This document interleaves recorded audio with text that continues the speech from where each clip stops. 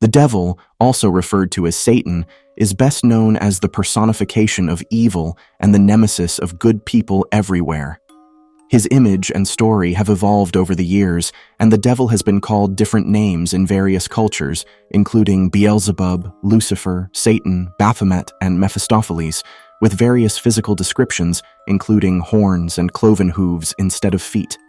But this malevolent being and his legion of demons continue to strike fear in people as the antithesis of all things good. The devil in the Bible. Although the devil is present in some form in many religions and can be compared to some mythological gods, he's arguably best known for his role in Christianity. In modern biblical translations, the devil is the adversary of God and God's people.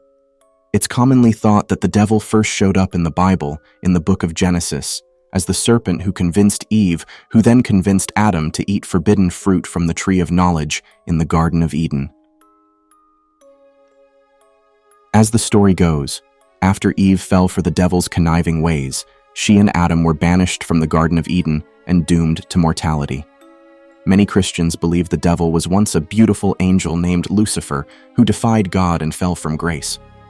This assumption that he is a fallen angel is often based on the book of Isaiah in the Bible, which says, "How art thou fallen from heaven, O Lucifer, son of the morning? How art thou cut down to the ground, which didst weaken the nations?" Names for the devil. Some biblical scholars claim Lucifer isn't a proper name, but a descriptive phrase meaning morning star. Still, the name stuck, and the devil is often referred to as Lucifer. Names for the devil are numerous. Besides Lucifer, he may be referred to as the Prince of Darkness, Beelzebub, Mephistopheles, Baphomet, Lord of the Flies, the Antichrist, Father of Lies, Malak, or simply Satan. The book of Ezekiel includes another biblical passage Christians refer to as proof of the devil's existence. It admonishes the greedy king of Tyre, but also refers to the king as a cherub who was once in the Garden of Eden. As a result, some Bible translators believe the king of Tyre was a personification of the devil. The devil makes more appearances in the Bible, especially in the New Testament. Jesus and many of his apostles warned people to stay alert for the devil's cunning enticements that would lead them to ruin. And it was the devil who tempted Jesus in the wilderness to fall down and worship him in exchange for riches and glory. The devil in other religions. Most other religions and cultures teach of an evil being who roams the earth wreaking havoc and fighting against the forces of good. In Islam, the devil is known as Shaitan, and, like the devil in Christianity, is also thought to have rebelled against God. In Judaism, Satan is a verb and generally refers to a difficulty or temptation to overcome instead of a literal being. In Buddhism, Ma'ara is the demon that tempted Buddha away from his path of enlightenment. Much like Jesus of Christianity resisted the devil, Buddha also resisted temptation and defeated Mara. In people of almost any religion, or even in those who don't follow a religion, the devil is almost always synonymous with fear, punishment, negativity, and immorality.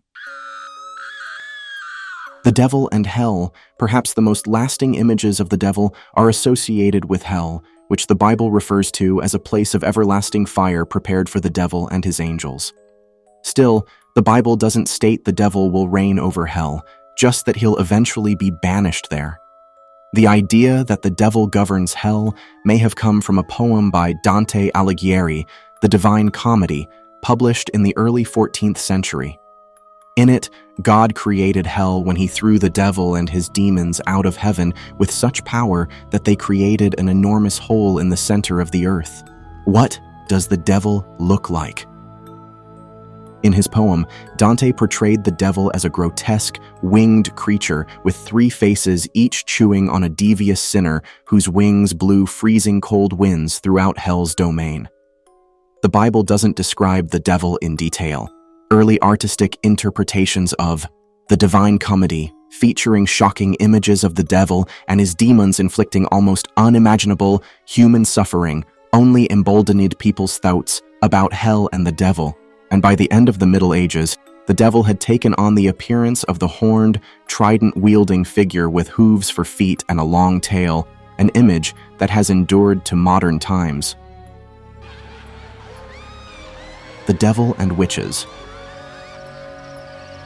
Fear of the devil is at least partially responsible for the witchcraft hysteria of Europe and New England in the 16th and 17th centuries.